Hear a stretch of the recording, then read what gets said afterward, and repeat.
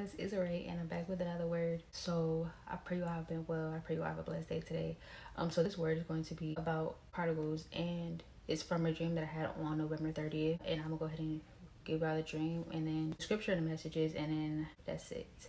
So like I said, it was November 30th, and I woke up at 3:20 in the morning from this dream. I was standing on the sideline and I see the man across the way. When the dream first starts and I see him over there, he's like full of energy. He's bouncing around.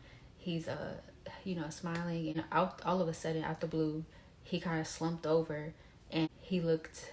I couldn't tell if he got injured somehow or just became weak. But he slumped over, and I'm sitting there, and like the coach is neck on this side of me, and he's standing there, but his back is turned to him, and so I'm trying to tell the coach like something's wrong, and he's like, he just went like this. He shrugged it off, and he was talking to another one of his like athletes, another one of the players. And so the spouse, there was two other, I guess, teammates with him. One of them like locked arms with him to help him walk back over to the sideline to where the coach was. He couldn't even really stand up, and he just looked really weak. Once he got to the sideline, then that's when the coach turned around and he just benched him. Like he just go, sit down. The wife, she was on the sideline. You could see she felt for him. And so as he was walking over to sit down on the bench, he put his arms out to her and he hugged her. Well, yeah, they hugged each other. And so he started breaking down, crying. He just bust out crying. Right when he started hugging her, he just bust out crying. And so he's on her shoulder hugging her, and he's saying to her, he was saying sorry for everything. And he wanted to give her the world. And one day he was going to make her his wife. And then he just, in addition to some other things, but he was acknowledging his wrongs to her, and he was saying that he told her that he loved her, and he was just saying sorry for everything.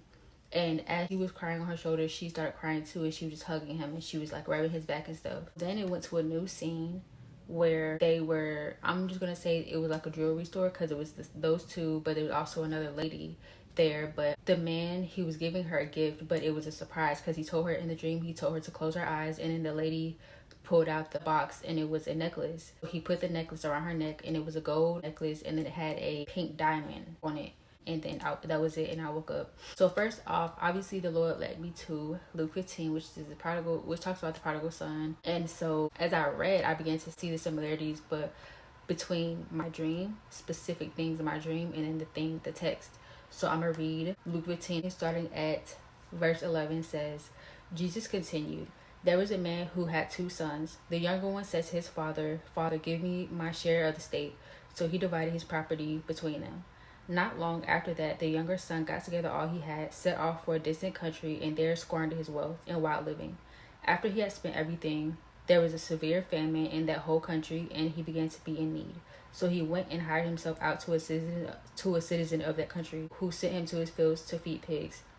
He longed to fill his stomach with the pods that the pigs were eating, but no one gave him anything. When he came to his senses, he said, 'How many of my father's hired servants have food to spare, and here I am starving to death? I will set out and go back to my father and say to him, Father, I have sinned against heaven and against you.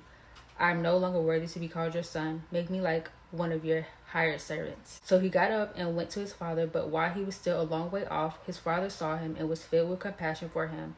He ran to his son, threw his arms around him, and kissed him. The son said to him, 'Father, I have sinned against heaven and against you. I am no longer worthy to be called your son.' But the father said to his servants, 'Quick, bring the best robe and put it on him. Put a ring on his finger and sandals on his feet. Bring the fattened calf and kill it.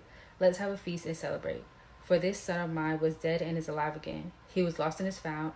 So they began to celebrate." So how the Lord broke this dream down to me, first starting at the spouse, the prodigal, being, like I said in the beginning, he was like far away. Just like in the verse, the son, he went off to a distant place after he had gotten what it is that he felt like he needs. So some of these spouses, they could be just some type of separation, any type of separation, just doing their own thing, living their life how they want to live, and just doing their own thing.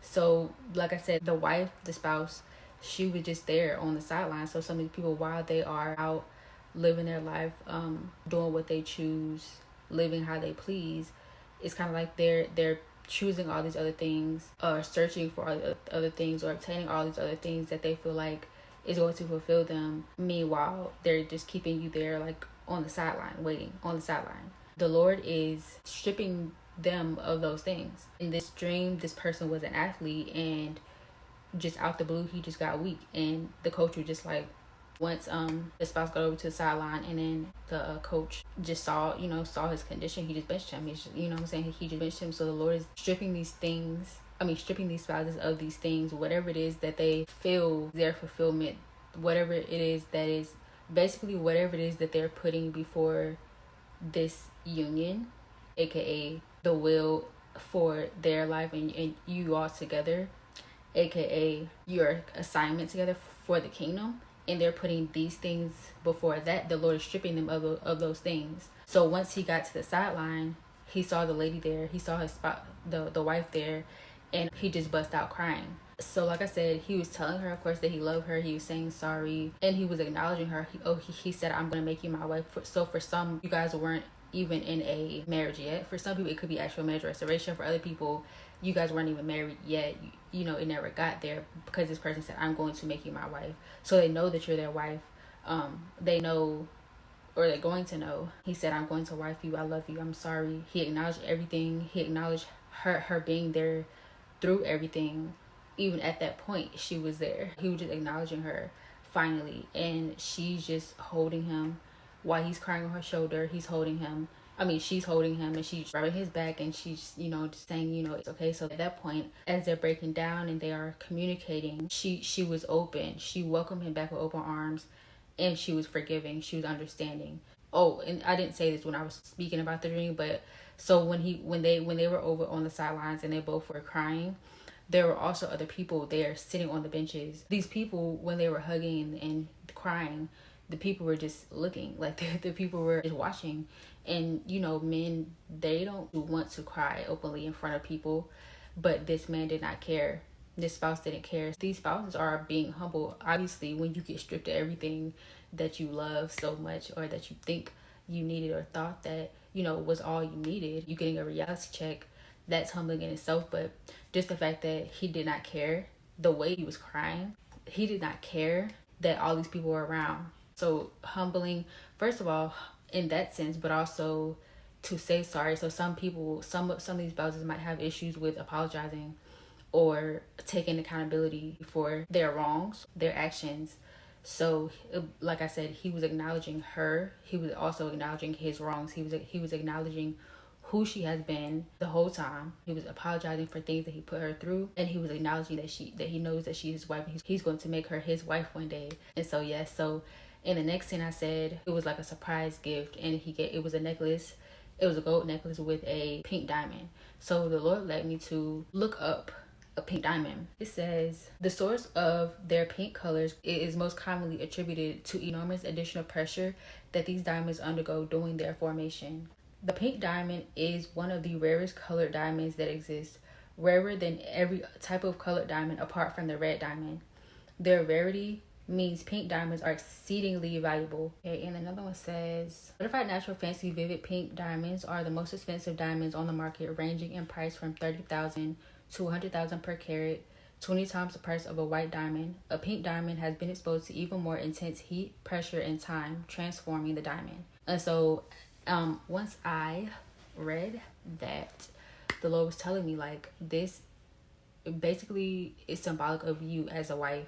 And even in your separation, in your preparation stage, in your pruning stage, in your transformation stage, in your isolation stage, the time that you've been in, either in your singleness season or in your separation, the pressure that you had to undergo to be transformed and to be cleansed and renewed and purified, as well as maybe for some cases even the heat you may have been under, the pressure you may have been under as a direct result of this relationship. So the pink diamond was symbolic of you as a wife and your value, your rarity. So this person is understanding, this person is seeing the full you, the full value of you as a woman, as a person, as a wife. Like I said, he was acknowledging who she was, not only the whole time, but even at that point, because he said you've always been here, and so even at that point where he was going through those loss, that loss. And like I said, you could see that she felt for him. Even before he started crying, he was saying, even now, even right now, you're here for me. So she was always there when he needed her, but he didn't see the fullness of her. So now, men, these spouses are going to see you full value. The Lord is opening their eyes to your full value, how rare you are. So these people have searched. These people could have been searching this world, maybe for other relationships, other people, going to other people, other relationships. It could be just money, other things that they thought would fulfill them. And even for some, if they did obtain those things, there was still something missing. And so they're realizing, no matter how far or how wide they searched, you are their fulfillment of everything that they need, everything that they desire, and you are rare. They couldn't find you in other people, in other places, and other things. They couldn't find everything that you are, everything that you have to offer, everything that you have been, everything that you will be. They're not going to find it anybody else. Why? Because you are their wife. You are their God ordained spouse that the Lord created specifically for them and them for you. So even the things to come, even the blessings, even the places that you guys are going to go, the promotion and the blessings that the Lord is going to bestow upon you in this union, in your anointing and whatever your ministry is, they're not going to be able to get those things. They're not going to be able to get to those places without you, without their wife or their husband. This could be, I'm just saying, I'm just doing the gender things as it was in the dream, but I know they're prodigal wives too. So of course, take it to the Lord, test the spirit, and ask the Lord to confirm if this word is for you and how it applies to your situation. But these people, these prodigals are real, seeing your value. They know that you're rare. They're seeing your value now in its fullness. They're seeing you in your fullness, and they're seeing the blessing that you are to them.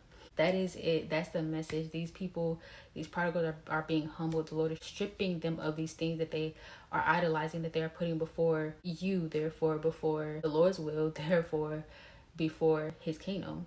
Because these marriages are for the kingdom.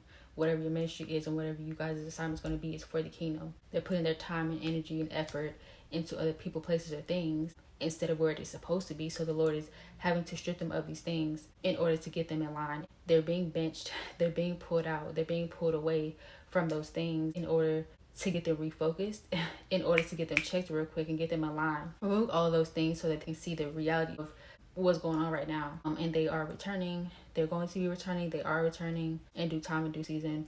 But that is the word. Also, so once I forgot to mention this, but once in the dream, he, like I said, he could barely stand up. But once he hugged her after they cried, that basically was their reconciliation. He was strong again. He was strong. He was fine. He could stand up straight. He was tall. He was standing tall. So once they are where they need to be, these things are going to be restored to them. And if it's not the same exact specific things being restored to them, it's things being restored to them more than what they lost. The same as you, the same as all of us, when we leave certain things, places, people behind for his will instead of our own.